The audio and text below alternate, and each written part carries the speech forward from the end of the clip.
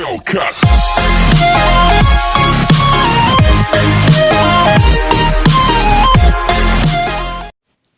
Halo, assalamualaikum warahmatullahi wabarakatuh. Masih bersama saya Naima Zuriah. Nah, untuk kali ini kita akan membahas mengenai struktur teks eksposisi. Nah, pada umumnya struktur teks eksposisi itu dibagi menjadi 3. Yang pertama ada tesis, kemudian ada argumentasi, selanjutnya ada penegasan ulang. Nah, berikut ini ada contoh bacaan sebelum kita masuk ke dalam pengertiannya. Saya bacakan terlebih dahulu untuk penjelasannya nanti ya.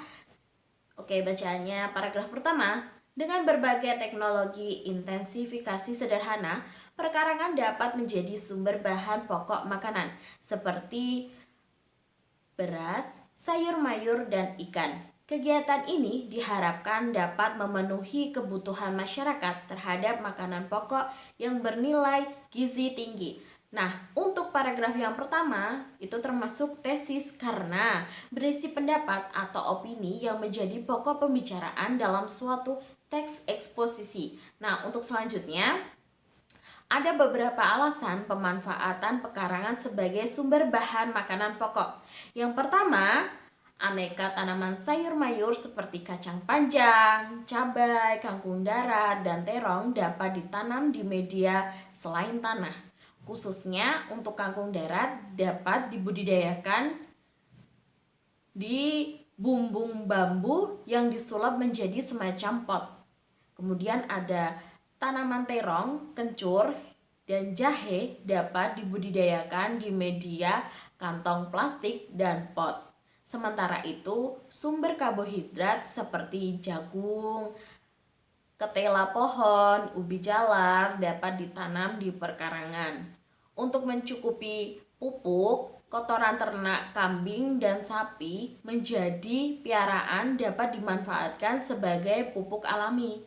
Selanjutnya, untuk sumber protein lain, pekarangan juga bisa dimanfaatkan menjadi kolam ikan yang mudah dipelihara seperti lele, mujair, atau kakap. Di samping sebagai makanan sehari-hari, ikan itu bisa dijual untuk meningkatkan penghasilan.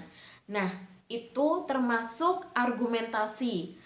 Argumentasi itu merupakan isi dari teks eksposisi yang menjelaskan pokok permasalahan yang dibicarakan dalam suatu teks eksposisi.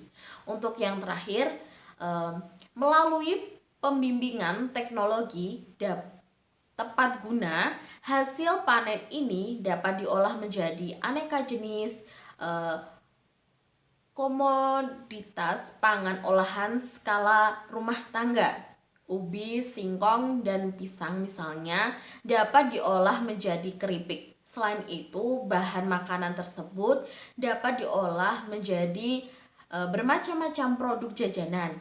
Dengan demikian, pekarangan dengan sedikit sentuhan teknologi tepat guna dapat mewujudkan kecukupan pangan masyarakat.